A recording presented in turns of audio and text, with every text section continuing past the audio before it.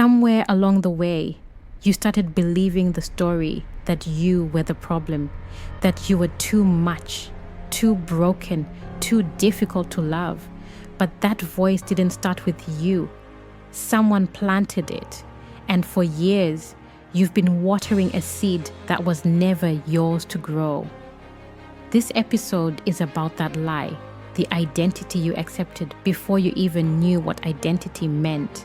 And the Lion King shows us exactly how it happens, how one sentence, one look, one moment can turn into decades of self-blame. If you've ever felt like you're fundamentally broken, stay with me. This might be the first time it finally makes sense.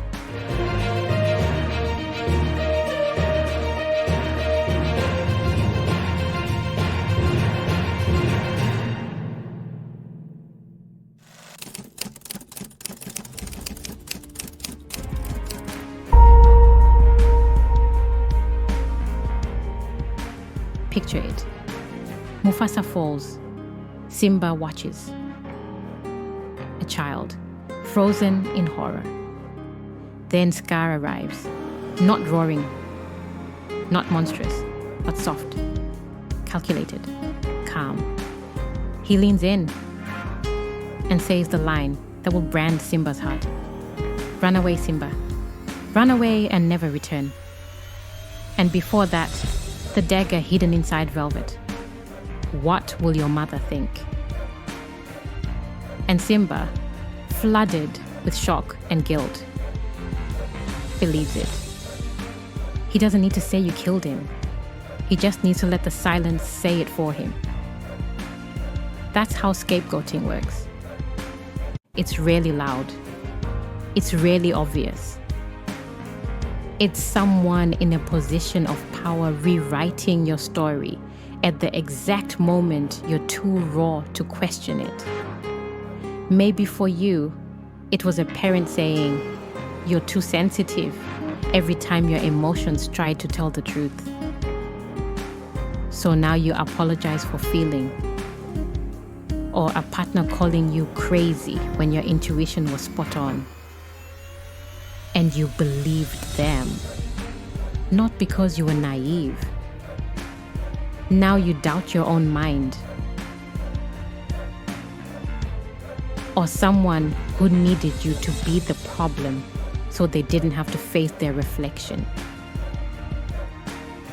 But because when you're scared and desperate for safety,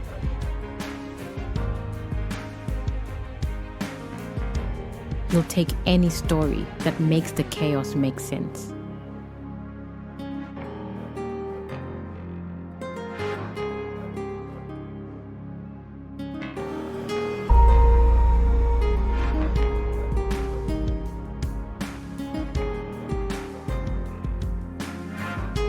Here's what most people never tell you. When your nervous system is in survival mode, you're not analyzing, you're adapting.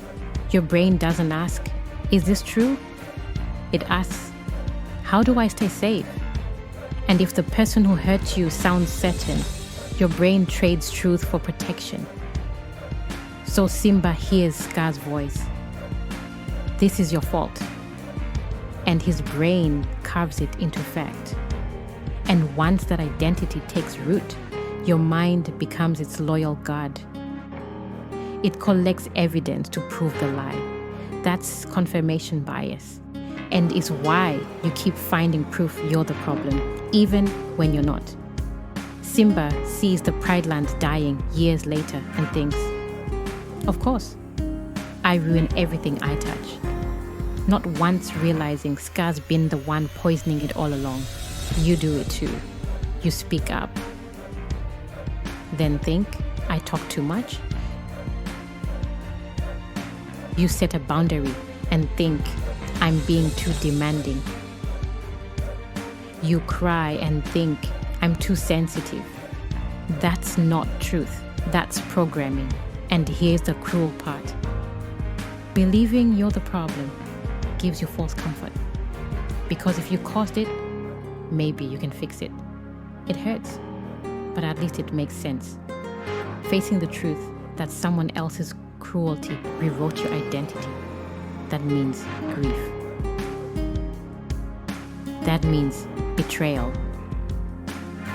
That means accepting that some pain wasn't your fault. So you stay in the lie because it's familiar, because it gives you a purpose. If I can just be better. But healing begins the moment you whisper, maybe I never was the problem.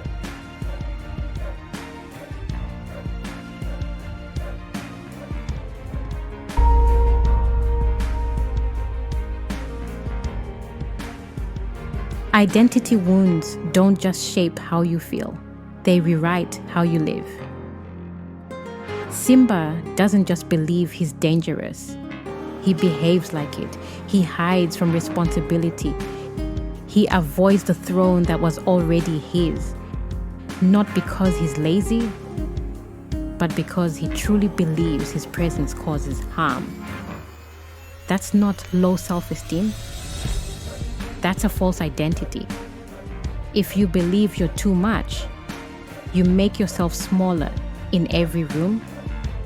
If you believe you're unlovable, you push people away first just to prove yourself right. The story becomes a self-fulfilling prophecy. Not because it's true, because you keep living as if it is.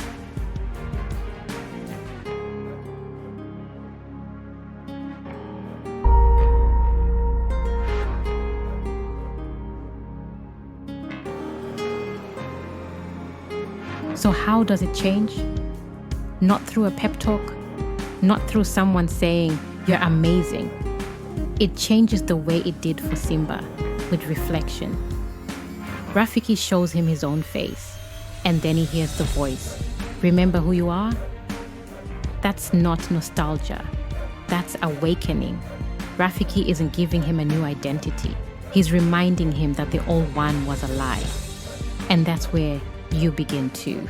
You go back to the moment you accepted the lie, and you ask the questions you were never allowed to ask. Who told me I was broken?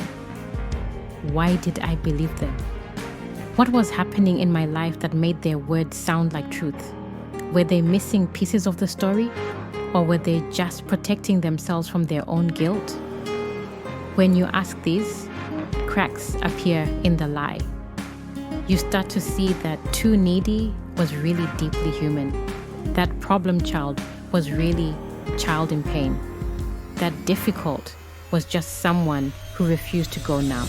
And once you see it, you can't unsee it. Here's where the shift begins.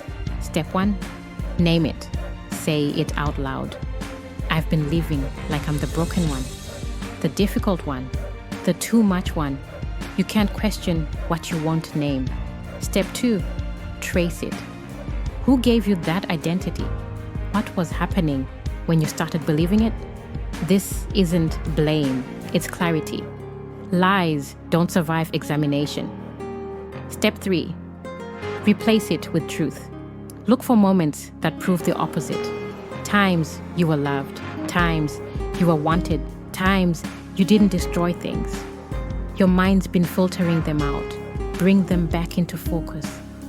Because healing is just remembering what was always true. You were never the problem. You were just told you were by someone who needed you to carry their blame. Simba wasn't dangerous, he was deceived. And when he finally saw the truth, he didn't become someone new. He remembered who he'd been all along. That's your work too. To stop living a story that was written for you in pain. To stop rehearsing guilt that was never yours to keep. That identity, broken, too much, unlovable. It's not who you are.